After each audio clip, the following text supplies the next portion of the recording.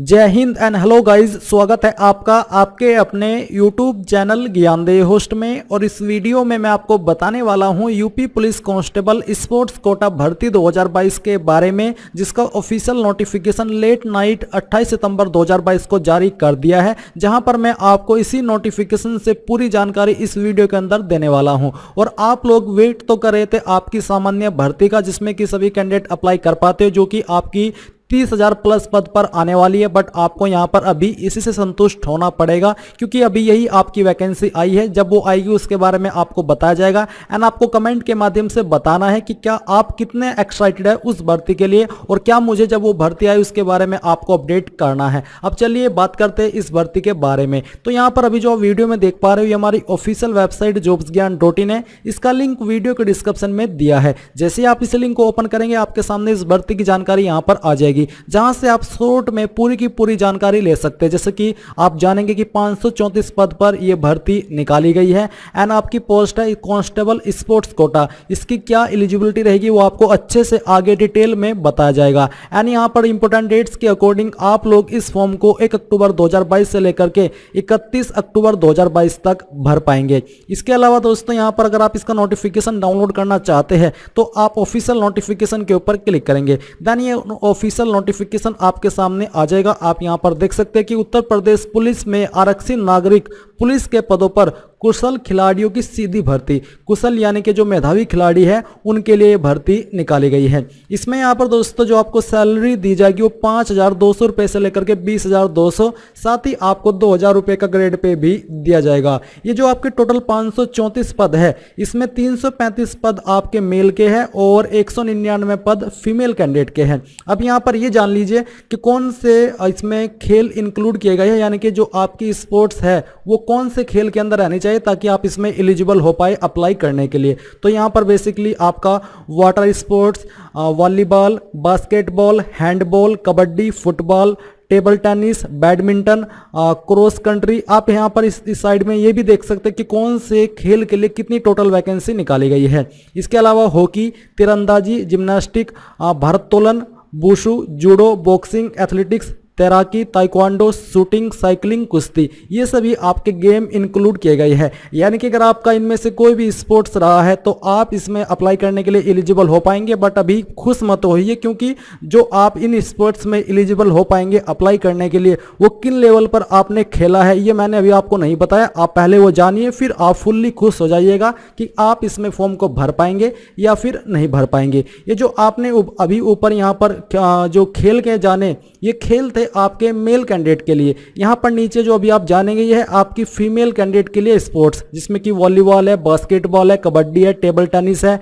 Badminton है, cross country है, hockey है, तीरंदाजी है, भारोत्तोलन है, वुशु है, जूडो है। तो बेसिकली यहां पर भी मुझे लग रहा है कि सेम गेम इनके लिए भी रखे गए हैं। अब थोड़ा और नीचे आते हैं और जो क्वालिफिकेशन है उसके बारे में बात करेंगे, क्योंकि इंपोर्टेंट डेट्स तो आप लोग ऑलरेडी जान चुके हो। बट यहां पर पहले आपकी फीस दी गई है, तो फीस भी आप देख लीजिए कि इसमें अप्लाई करने के लिए सभी कैटेगरी कैंडिडेट को 400 रुपये फीस पे करनी है। अब चाहे आप किसी भी कैटेगरी से बिलोंग करते हैं, आपको कोई भी फीस के अंदर छूट नहीं दी गई है। और ऐसा यूपी पुलिस अपनी सभी भर्ती के अंदर करती है। प्रीवियस जो भर्ती आई है उनमें भी ये पैटर्न फॉलो किया गया कि सभी कैटेगरी कैंडिडेट को सेम फीस देनी होती है। कोई भी भेदभाव किसी भी कैटेगरी के साथ में ये नहीं करते, पूरा फीस आपसे वसूलते हैं। अब यहाँ पर नीचे आइए और जो मैंने आपको बताया था कि इसके अंदर अप्लाई करने के लिए एलिजिबिलिटी क्या रहेगी वो आप जान लीजिए। तो यहाँ पर बोला है कुशल खिलाड़ियों की भर्ती हेतु अर्हता, यानी कि जो एलिजिबिलिटी है वो। तो बेसिकली एक तो आपका इंडियन होना जरूरी है।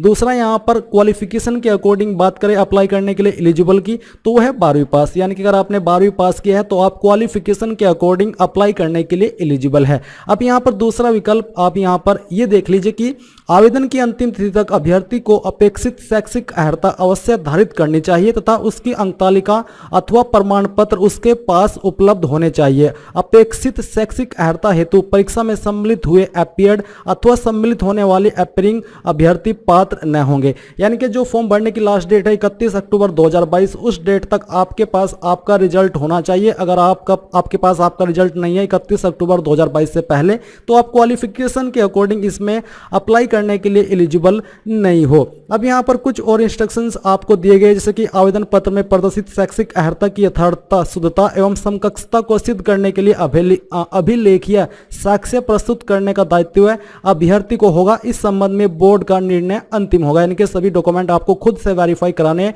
कोई भी आपको गड़बड़ी नहीं करनी है। यहाँ पर दोस्तों ख पॉइंट में एक आपके लिए अच्छी जानकारी है, वो है कि यदि किसी अभ्यर्थी या फिर खिलाड़ी को उत्कृष्ट खेल उपलब्धि के आधार पर भर्ती किया जाता है, किंतु वह संबंधित पद हेतु निर्धारित न्यूनतम शैक्षिक अर्हता यानी कि 12वीं पूर्ण नहीं करता है, तो ऐसी स्थिति में उसे इस शर्त के साथ में भर्ती किया जा सकता है कि वह भर्ती या फिर नियुक्ति के दिनांक से 5 वर्षों में न्यूनतम शैक्षिक अर्हता पूर्ण कर लेगा। यानी कि जो आपकी 12वीं है वो पास करने के लिए आपको 5 साल का समय दिया जाएगा। चलिए, ये तो हुई आपकी क्वालिफिकेशन की बात। अब बात करते हैं स्पोर्ट्स क्वालिफिकेशन की। तो यहाँ पर आपको ये बोला है कि कोई खिलाड़ी जो अंतर्राष्ट्रीय या फिर राष्ट्रीय स्तर पर या फिर अंतर्राष्ट्रीय भारतीय ओलंपिक संघ एवं उससे संबद्धता प्राप्त खेल परिसंघों द्वारा आयोजित सीनियर अथवा जूनियर प्रतियोगिताओं अथवा अखिल भारतीय पुलिस खेल नियंत्रण बोर्ड के संरक्षण में आयोजित अखिल भारतीय पुलिस खेल प्रतियोगिता अथवा अखिल भारतीय विश्वविद्यालय संघ द्वारा मान्यता प्राप्त अखिल भारतीय विश्वविद्यालय प्रतियोगिताओं जिनकी मुख्य खेल विधाओं का विवरण इस विज्ञप्ति के प्रस्तर 1.2 में अंकित है। बेसिकली अगर आपने इस लेवल में जो यहाँ पर आपको दिए गए इन जो ये आपको एक गेम्स के और इवेंट्स के नाम बताए, इनमें पार्टिसिपेशन किया है, तो आप उसके अकॉर्डिंग भी इसमें स्पोर्ट्स में अप्लाई करने के लिए एलिजिबल होंगे। एंड यहाँ पर आपको इसके लिए थोड़ा और डिटेल में जानकारी ये दी गई है कि निम्नलिखित किसी खेल स्पर्धा में प्रतिभाग किया हो। तो यहाँ पर जैसे कि नेशनल खेल,